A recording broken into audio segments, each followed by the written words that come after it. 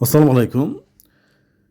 এখানে মূলত একটি ভবিষ্যৎ কল্পিত একটি আধুনিক দেশের চিত্র দিয়েছি, যেখানে মূলত মানুষ এআই রোবোটিক্স দিয়ে আনএমপ্লয়মেন্ট হয়ে গেলেও যে কটি কোম্পানি থাকবে তাদের ট্যাক্স থেকে মূলত সরকার ডেভেলপমেন্ট স্কিমের আওতায় বেকার ভাতা বা উন্নয়ন ভাতা এসব দিয়ে মানুষ জনগোষ্ঠী চলবে, ওতে কোনো অসুবিধা হবে না।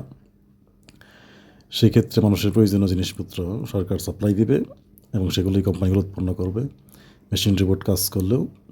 এবং সরকারের যাবতীয় জুডিশিয়ারি, এক্সিকিউটিভ, লেজিসলেটিভ, সামরিক বেসামরিক সকল সংস্থায় কাজকর্ম শুধু সংস্কার হবে, পরিবর্তন হবে কিছু, আর সব কিছুই ঠিকঠাক মতো চলতে থাকবে। মানুষের ন্যাচারাল ডিজাস্টারগুলো হবে না, দুর্যোগগুলো এড়ানো যাবে। ফায়ার সার্ভিস উন্নত করা হবে, ভবনগুলোকে স্প্রিং সিস্টেম, ভূমিকম্প নিরোধ, আগুন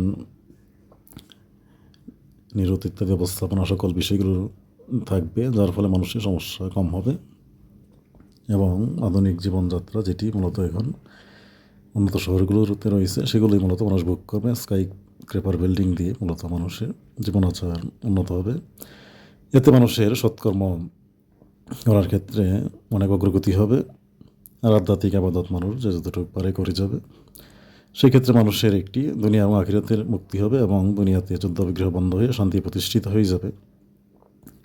জীবন মানেরও অনেক উন্নতি ঘটবে, স্বাস্থ্যের উন্নতি ঘটবে। যাই হোক, আজকের মতো এখানে শেষ করছি।